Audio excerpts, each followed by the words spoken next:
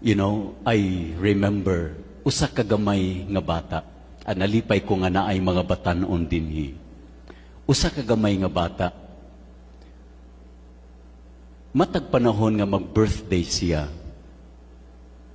Ang iyang inahan mupukaw kaniya alas 4 sa kaadlaw. Ug tagaan siya sa birthday gift. Pukawon siya sa inahan. Tagaan siya og birthday gift. Ang iyang birthday gift, 5 pesos. And in 1970s, ang 5 pesos, dako na kaayo ka na. Daghan na kaayo imong mapalit. No? Pero, kanang 5 pesos nga birthday gift, dili para sa iyang kaugalingon. Kundili, muadto siya, mubaklay siya, kay daplin man sa dagat ang ilang balay, mubaklay siya, padulong dito sa highway. Ug mag-atang siya sa alas 5 nga kadlawon nga tricycle, motorela, nga magbaligya og init nga pandesal. Every year, kana ang buhaton sa iyang inahan. Paghuman niya pagpalit, dili niya ablihan og magkaon siya.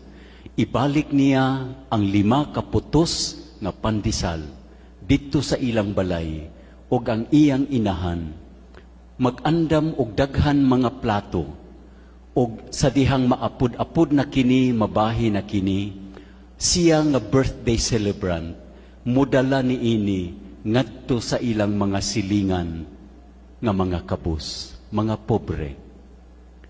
Every year mao kana ang iyang buhaton.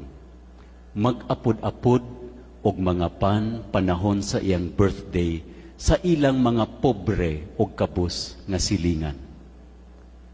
Kining maong bata, midako og misulod sa seminaryo. Ug unya, napari siya. Ug sa iyang pagkapari, wala magtuo ang iyang inahan. Nga ang bata, nga iyang gitrain pagkamanggihatagon sa pandesal, mahimong pari ug manghatag na dili sa pandesal kundili sa lawas ni Kristo. Kini nga pari nahimo pod nga obispo.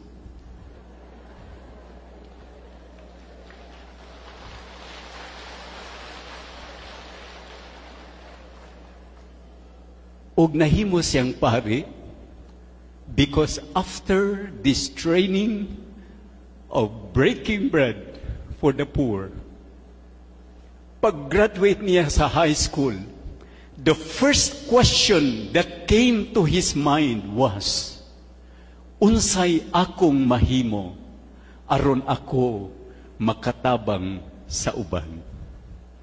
I have been trained to be generous. I have been trained to give. Unsa ang plano sa Ginoo kanako aron mapadayon nako kining gitudlo ni nanay sa pagkamanggihatagon sa mga kabus. I entered the seminary in 1983.